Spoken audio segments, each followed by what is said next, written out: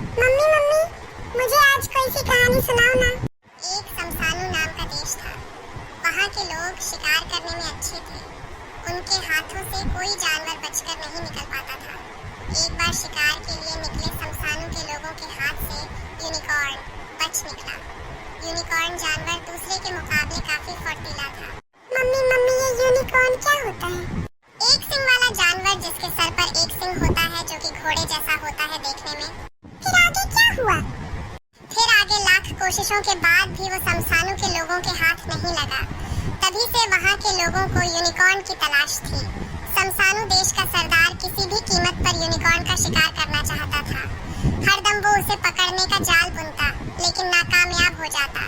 ऐसा होते होते महीनों बीत गए। तभी एक दिन एक सफेद रंग का यूनिकॉर्न शमशानु देश के लोगों को आसमान में उड़ता दिखा। वो यूनिकॉर्न जैसे ही जमीन पर आया, लोगों ने उसका पीछा करना शुरू कर दिया। फिर आगे क्या हुआ माँ? फिर आगे ये हुआ, शमशानु देश के सरदार भी वहाँ पहुँचे और सबको थोड़ी दूरी पर खड़े होने के लिए कहा। उन्होंने हल्की आवाज में सबको समझाया कि आज इसे बचकर जाने नहीं देना है, इसलिए मौका देखकर ही इस पर हमला करना होगा। अभी चुपचाप इसे देखते रहो। फिर यूनिकॉर्न ने भी मन भर पानी पिया और फिर घास खाई।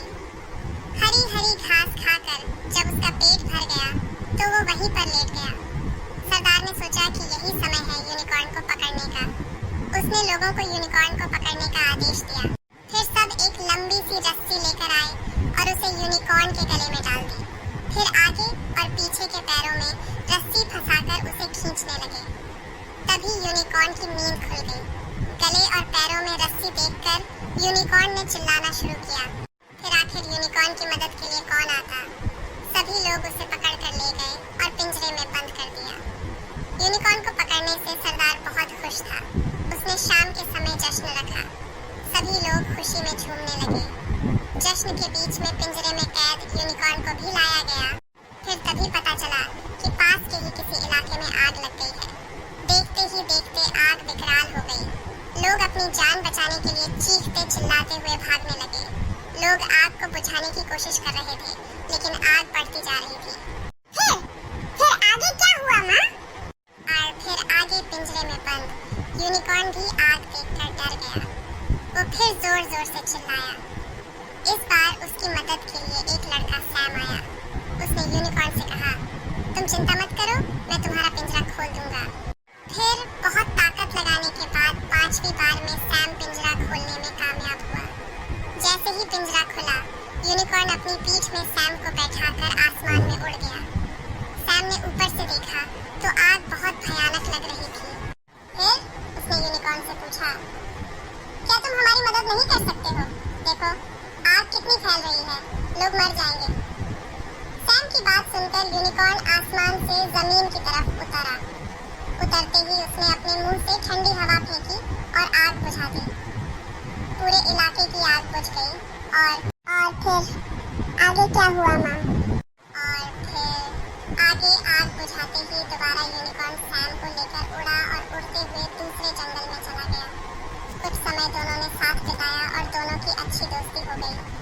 तभी यूनिकॉर्न कुछ दूर चला गया। सैम को लगा कि अब यूनिकॉर्न वापस आसमान में उड़ने वाला है। और फिर उसने यूनिकॉर्न से पूछा, क्या तुम कभी वापस आओगे? सैम को इस सवाल का कोई जवाब नहीं मिला। यूनिकॉर्न कुछ देर रुका और आसमान में उड़ गया। सैम भी दुखी मन से अपने घर लौट आया।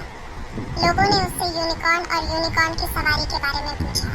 और फिर सैम ने यूनिकॉर्न की खूब तारीफ की, लेकिन मन ही मन सैम दुखी था। सैम हर रोज उसी जंगल में यूनिकॉर्न से मिलने की उम्मीद में जाता रहा, लेकिन यूनिकॉर्न वहाँ वापस कभी नहीं आया। बेटा, तुम्हें इस कहानी से क्या सीख मिलती है? माँ, कहानी तो बहुत अच्छी थी और मैं इस कहानी से सीखा कि आप जब दूसरों की मदद करते हैं तो वो भी आपके और आपके अपनों के लिए मदद का हाथ बढ़ाते हैं।